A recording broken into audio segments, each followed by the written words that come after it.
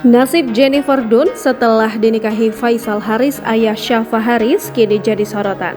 Masih ingat Jennifer Dunn, artis yang dinikahi Faisal Haris, ayah dari Syafa Haris? Lama tak disorot, nasib Jennifer Dunn, istri Faisal Haris kini terungkap. Sosok Jennifer Dunn kini tampil beda saat lepas hijab. Awalnya, Faisal Haris, suami Jennifer Dunn, mengunggah sebuah foto di laman Instagram pribadinya. Di sana, ia tengah berpose bersama Jennifer Dunn di depan Stadion Utama Gelora Bung Karno.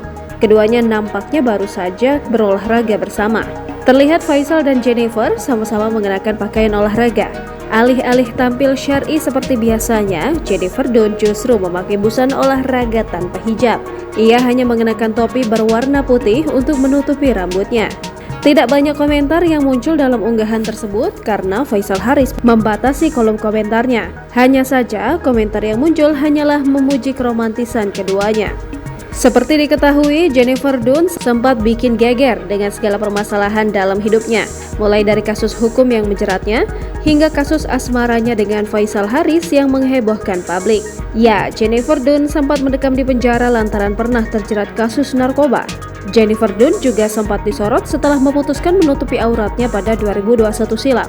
Netizen pun sempat curiga dengan keputusannya tersebut, hingga tak sedikit yang menuding hal itu dilakukannya demi memperbaiki image-nya yang dituding pelakor.